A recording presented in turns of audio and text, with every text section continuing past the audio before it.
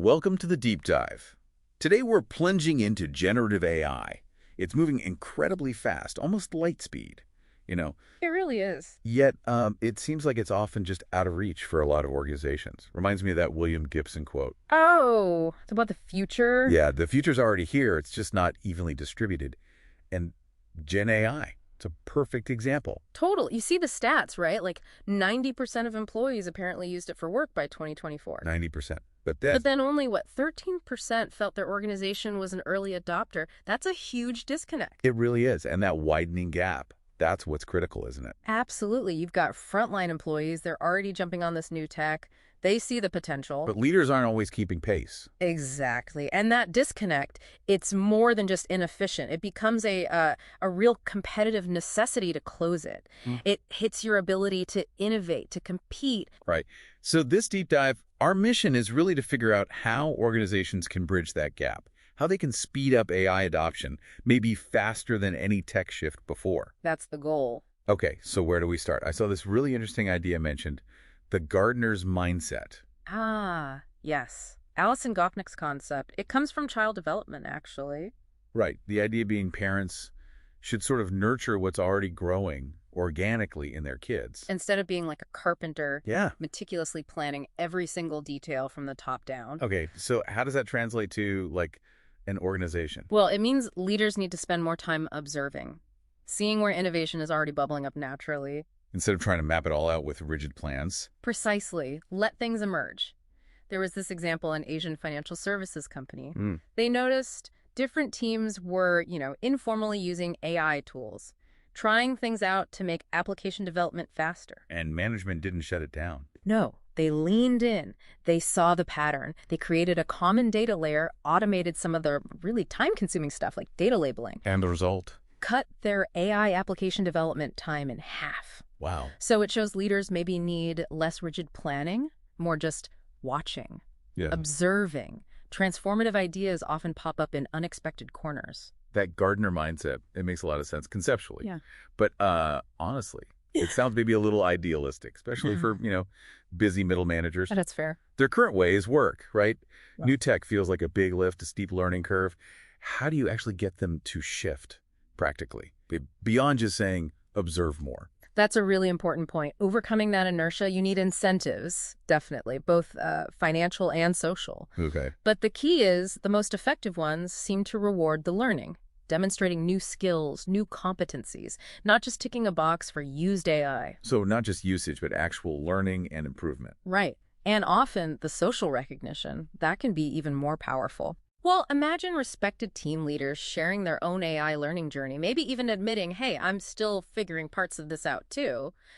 That transparency, it lowers the fear factor for everyone else. Ah, okay. Making it okay to be learning, making it visible, that clicks. Yeah. So integrating that learning, maybe through things like innovation competitions. Yeah. Or regular innovation days, where teams just explore. Exactly.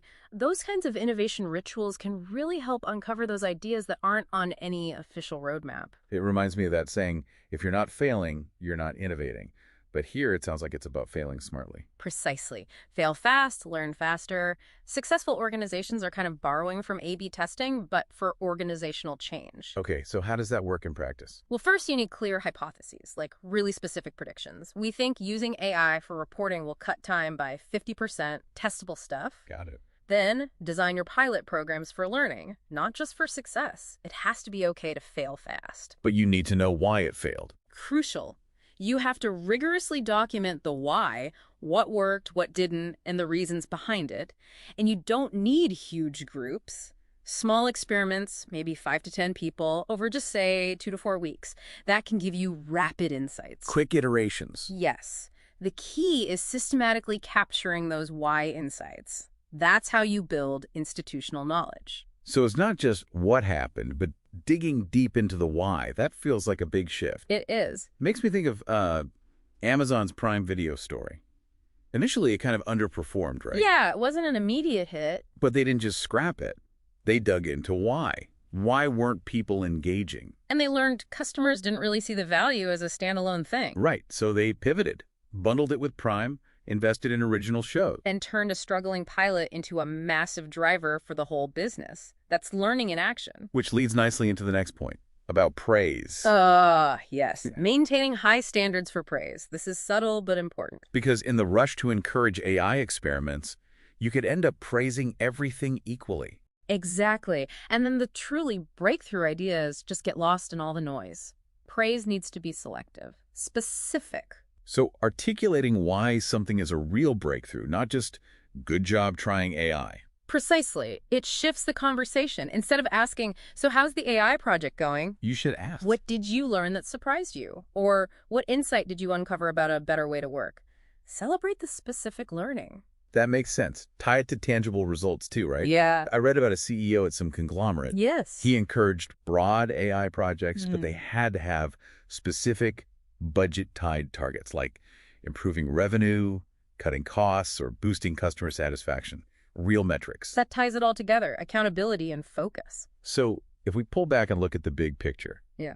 mastering these things, the Gardner mindset, incentives for learning, failing fast, specific praise. It creates this competitive advantage that actually compounds over time. How so? Well, every success builds confidence, and every well-documented failure prevents repeating mistakes. You become a true learning organization. You adapt faster. And that's the real key, isn't it? That idea you mentioned earlier. The future isn't just unevenly distributed. It's constantly being redistributed. You have to be ready to move with it. Exactly. Yeah. So the question we leave you with is this. How can your organization get better at spotting innovation early, nurturing it carefully, and then scaling it wisely? How do you become that agile, future-ready learning organization?